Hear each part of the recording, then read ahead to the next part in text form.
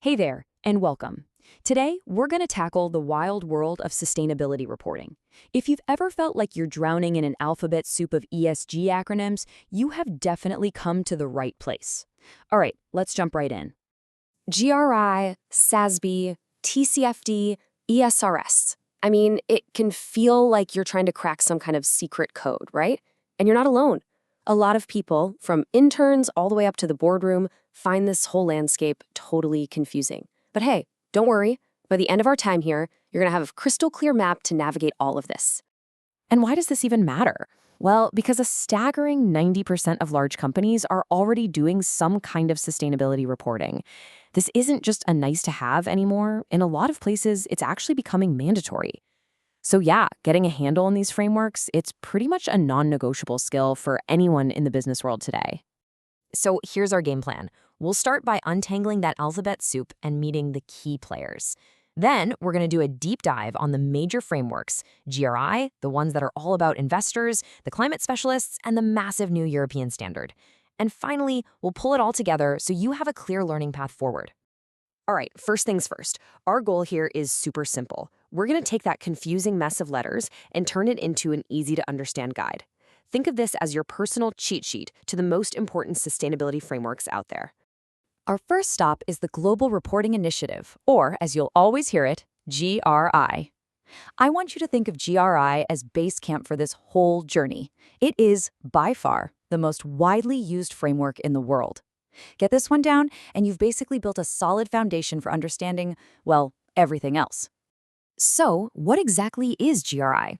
Put simply, it's a universal set of rules that helps companies talk about their impact on the world, across the big three: economic, environmental, and social.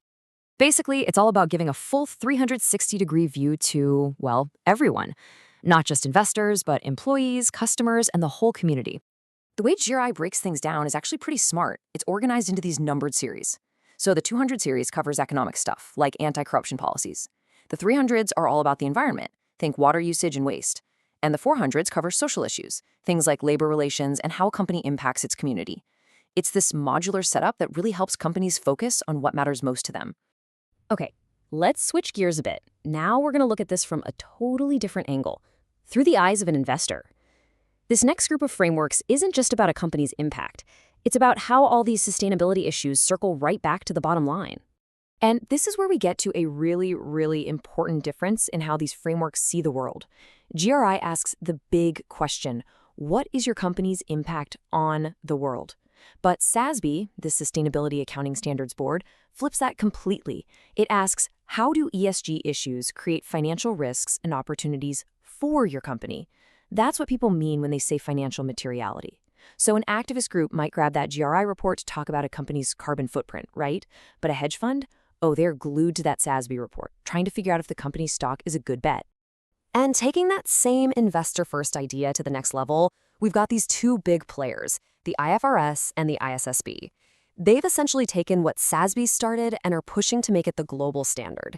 Their whole mission is to create one single set of rules so an investor in Tokyo can look at a company's report and compare it apples to apples with a company in New York. Simple as that. All right, so we've covered the big picture view and the investor view. Now, let's zoom in, way in, on the single biggest environmental issue out there: climate change. Yep, there are entire frameworks dedicated just to this. The main player in this space is the TCFD, or the Task Force on Climate-Related Financial Disclosures. And you can probably guess from the name, its whole reason for being is to help companies report on the financial risks and opportunities that come with a changing climate. If you're even thinking about a role like a climate risk analyst, you have to know TCFD. It's not optional. The TCFD is built on 4 really solid pillars. First up, governance. Basically, who's in charge here? Is the board even paying attention? Second is strategy. What are the real-world impacts on the business, both now and in the future? Third is risk management. How are you actually finding and dealing with these climate risks? And finally, metrics and targets. How do you measure all this, and what are your goals? It's these 4 things together that really give you a complete picture of how prepared a company is for climate change. Oh, and we can't forget about CDP, which used to be the Carbon Disclosure Project. CDP is interesting because it's both a reporting platform and a grading system. Now, here's a super important point to get about CDP. It mostly scores companies on how complete their answers are. So getting an A from CDP means you are a great student who filled out the whole questionnaire. It doesn't automatically mean you're the best company for the planet. Big difference. Okay, for our final stop, we're looking at what is honestly the biggest shakeup in sustainability reporting in years, the new European Sustainability Reporting Standards, or ESRS. This is a total game changer, and it's by far the most comprehensive approach we have seen to date. I love this quote from our source material because it just nails it. The ESRS, which is part of this bigger thing called the CSRD, is designed to be the one standard to rule them all. Think of it this way. It took the impact on the world idea from GRI, the what's the financial risk idea from SASB, and the deep climate dive from TCFD, and mashed them all together into one giant super framework. And believe me, this thing is no joke. It's built on this core idea of double materiality. All that means is you have to look both ways. You have to report on how climate change might impact your profits and how your company's actions are impacting the planet. See? Two directions. That dual focus plus over 1,000 potential data points and mandatory audits, it sets an incredibly high bar. Okay, so we've gone on a whirlwind tour of this whole landscape. We've met all the acronyms. But the real question is, so what? How do you actually learn this stuff in a way that helps your career? Let's pull it all together.